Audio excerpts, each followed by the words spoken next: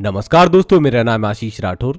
आज एक ऐसे लोकोमोटिव के बारे में आपसे बात करने जा रहा हूं जिसके बारे में आप लोग हमेशा से सुनते आए हैं। जब से भारतीय रेलवे में ऐड हुआ है तब से ही इसने पूरी तरीके से रोलिंग स्टॉक इंडस्ट्री है जो भारत की, उसमें एक नई क्रांति से ला दी है। आज हमारे एग्जिस्टिंग लोकोमोटिव्स के अंदर भी नए नए यहाँ पर मॉडिफिकेशन जो देखने को मिल रहे हैं वो इसी वजह से देखने मिल रहे हैं जब से हमारा ये लोकोमोटिव आया है जिसका नाम है WAG-12, WAG-12 के नाम से इसको हम जानते हैं। एल्स्टॉम इंडिया के पास इसको मैन्युफैक्चर करने के ऑर्डर है। तो दोस्तों 2015 में भारतीय सरकार ने 3.5 बिलियन यूरो लगभग 25,000 करोड़ का कॉन्ट्रैक्ट साइन किया एल्स्टॉम कंपनी के साथ में, जिसके तहत बिहार के मधेपुरा में एक लोकोमोटिव फैक्ट्री लगनी थी और जहां पर बनना था देश का सबसे ज़्यादा पावरफुल इलेक्ट्रिक 12,000 HP लोकोमोटिव, और ये WAG-12 लोकोमोटिव था। ऐसे 800 लोकोमोटिव लगभग 11 सालों के अंदर प्रोवाइड करने थे भारतीय रेलवे को। ईस्टर्न डेडिकेटेड फ्रेट कॉरिडोर में इसका मैक्सिमम यूज होना था, लेकिन जब से ये देश में आए हैं तब से इनका बड़ी संख्या में देश के हर कोने में यूज हो रहा है और काफी फास्ट लोकोमोटिव ये माने जाते हैं। फ्रेट लोकोमोटिव होने के बाद भी इनका एक्सेलरेशन काफी ज्यादा अच्छा है। तो दोस्तों आज आप लोगों को जानकारी देने जा रहा हूं कि कितने लोकोमोटिव इस 800 लोकोमोटिव के ऑर्डर में से बनकर रेडी हो चुके हैं। तो एक बड़ी खुशखबरी आई है एल्स्टॉम इंडिया की तरफ से। उन्होंने अभी शेयर किया है कि उन्होंने 500वां लोकोमोटिव अभी बना करके रेडी किया है बिहार मधेपुरा में, और ये भारतीय रेलवे को दे दिया है। इस 500th लोकोमोटिव के डिलीवरी के दौरान दोस्तों भारतीय रेलवे की तरफ से मिस्टर मनीष कुमार, जो कि चीफ एडमिनिस्ट्रेटिव ऑफिसर है भारतीय रेलवे में, और सीनियर ऑफिशियल फ्रॉम एल्स्टॉम मौजूद रहे और इस लोकोमोटिव को डिलीवर किया गया। और ऐसे ही मार्च 2023 में 300वां लोकोमोटिव बना था और आज मार्च 2025 में 500वां लोकोमोटिव बना है। इस फैक्ट्री में जो बिहार में बनी हुई है इसमें 120 लोकोमोटिव पर एनम प्रोड्यूस किए जा सकते हैं, लेकिन जिस तरह से यहाँ प्रोडक्शन चल रहा है लगातार उस हिसाब से लगता है कि 2028 के मार्च में ये 800 लोकोमोटिव का आंकड़ा कंप्लीट हो जाएगा और ये ऑर्डर कंप्लीट होगा। इसके बाद मेंटेनेंस का जिम्मा भी एल्स्टॉम के पास रहने वाला है, जिसके लिए उन्होंने देश में 2 अल्ट्रा मॉडर्न मेंटेनेंस फैसिलिटी बनाई है, जो कि एक सहारनपुर में है और एक नागपुर में। सहारनपुर की फैसिलिटी काफी पहले ही स्टार्ट हो गई थी और लोको पायलट्स को वहां पर ट्रेनिंग भी दी जा रही थी इस तरीके के लोकोमोटिव को चलाने के लिए। तो काफी सारे काम लगातार दोस्तों इस प्रोजेक्ट के तहत हुए हैं। बहुत बड़ा ये ऑर्डर था और भारतीय रेलवे के इतिहास में अभी तक का सबसे बड़ा फॉरेन डायरेक्ट इन्वेस्टमेंट प्रोजेक्ट ये रहा है, और जिसमें PPP मॉडल के तहत, पब्लिक प्राइवेट पार्टनरशिप के तहत इस प्रोजेक्ट को आगे बढ़ाया गया, जिसमें सरकार और एल्स्टॉम दोनों ने मिलकर के पैसा डाला है। दोस्तों ये लोकोमोटिव बहुत ही महत्वपूर्ण लोकोमोटिव था क्योंकि भारत को एक ऐसे लोकोमोटिव की जरूरत थी जो कि ज्यादा हॉर्स पावर का हो, इंडिया में बने और भारत का भी नाम उन देशों में शुमार हो जाए जो कि हाई हॉर्स पावर लोकोमोटिव बनाते हैं। और दोस्तों आज एल्स्टॉम इंडिया का कहना है कि 85% जो भी इसके कंपोनेंट और पार्ट्स हैं वो भारत से ही लोकली सोर्स्ड किए जाते हैं, और ये एक बहुत ही अच्छी बात है। इसका मतलब भारत की कंपनीज को इस प्रोजेक्ट से फायदा हो रहा है। दोस्तों ये लोकोमोटिव की अगर बात करें तो ये 6000 टन की मालगाड़ी को 120 kmph की स्पीड पर लगातार भगा सकता है, जहां पर ग्रेडियंट ना हो और सपाट ट्रैक हो, जैसे कि हमारे DFCCL में मौजूद है। कम ग्रेडियंट है, कम कर्व भी है, तो ऐसे में वहां पर ये बहुत ज्यादा तेजी से चल सकता है, बहुत हैवी लोड को लेकर के भी।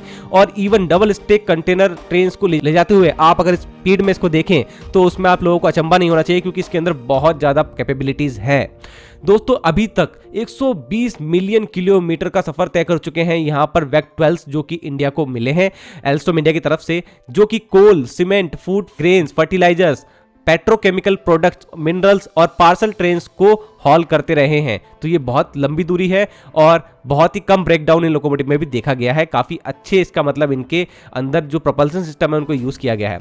ये दोस्तों आधुनिक insulated gate bipolar transistor IGBT based propulsion system technology के ऊपर बेस्ड हैं, और यहाँ पर डबल ट्विन सेक्शन टेक्नोलॉजी का यूज किया गया है। मतलब कि इसके अंदर 2 लोकोमोटिव आपस में जुड़े हुए हैं, इस वजह से इसके अंदर बोबो प्लस बोबो व्हील अरेंजमेंट है। इसका मतलब कि एक बोगी में 2 एक्सल आगे 2 एक्सल पीछे और अगली बोगी में भी 2 एक्सल आगे 2 एक्सल पीछे, जैसे कि हमारे WAP-5 लोकोमोटिव को आपस में जोड़ दो तो यही अरेंजमेंट बनता है।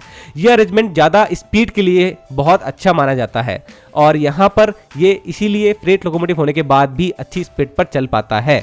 तो 8 एक्सल इसके अंदर मौजूद है। टोटल 9 मेगावाट की पावर ये प्रोड्यूस कर सकता है और IGBT प्रोपल्सन सिस्टम होने की वजह से दोस्तों इसके अंदर लो हीटिंग देखी गई है। सेविंग इन एनर्जी कंजप्शन बहुत अच्छा रहता है। रीजनरेटिव ब्रेकिंग इसके अंदर मौजूद है।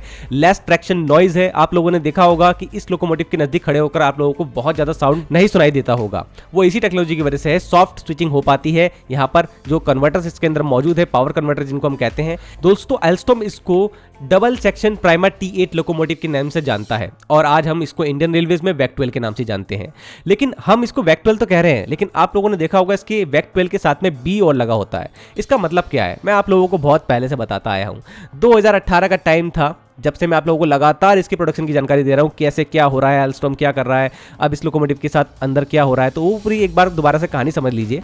देखिए, वर्ष 2015 में भारतीय रेलवे ने 2 तरह के ऑर्डर दिए थे, जिसमें 1000 लोकोमोटिव लगभग हमारे नए जमाने के डीजल लोकोमोटिव होने वाले थे, जिसका ऑर्डर जनरल इलेक्ट्रिक को गया था और आज वो वेबटेक के पास है, क्योंकि जनरल इलेक्ट्रिक का लोकोमोटिव का जो पूरा ब्रांच था वो अब एक्वायर कर लिया है वेबटेक ने। ऐसे ही एल्स्टॉम इंडिया को 800 लोकोमोटिव का 25,000 करोड़ से भी ज्यादा का ऑर्डर जो मिला है, इसके अकॉर्डिंग बिहार के मधेपुरा में जो फैक्ट्री लगानी थी, उसके साथ में ही हमारी जनरल इलेक्ट्रिक की जो फैक्ट्री है वो भी बिहार के मरहोबरा में लगी। तो बिहार के अंदर 2 सबसे बेस्ट फैक्ट्री लग चुकी है। तो आज अगर हम वैक 12 की फैक्ट्री की बात करें तो इसको बनने में लगभग 3 साल लगे। 2015, 16, 17 यहाँ पर लगभग ये काम चला और 18 में प्रोडक्शन चालू हो गया था। और 18 में जब प्रोडक्शन चालू हुआ तो लगभग 19 के मिड में हम लोगों को लोकोमोटिव देखने को मिल गया था। कुछ तस्वीरें बाहर आई थी और हम लोग बिल्कुल यहाँ पे डेस्परेट हो चुके थे कि किस तरीके का लोकोमोटिव होगा, कैसी इसकी साउंड होगी, कैसा हॉर्न होगा, किस तरीके की अंदर एमेनिटीज़ होगी, इसके अंदर टॉयलेट होंगे कि नहीं होंगे और लोको पायलट के लिए क्या क्या फैसिलिटीज़ होंगी नई नई। तो बहुत ज़्यादा हम लोगों को यहाँ पर आशा थी कि लोकोमोटिव अच्छा बनेगा।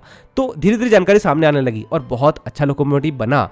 लोको पायलट फ्रेंडली है, अंदर टॉयलेट भी है, एयर कंडीशन कैबिन है और काफ़ी अच्छा हीटिंग का यहाँ पर कंट्रोल भी है लोकोमोटिव के अंदर। ज़्यादा हीट नहीं होता अंदर से भी लोकोमोटिव। ये लोको पायलट्स की बहुत अच्छी यहाँ पर फीडबैक मेरे को भी प्राप्त हुई जब मैं वीडियो बनाता था।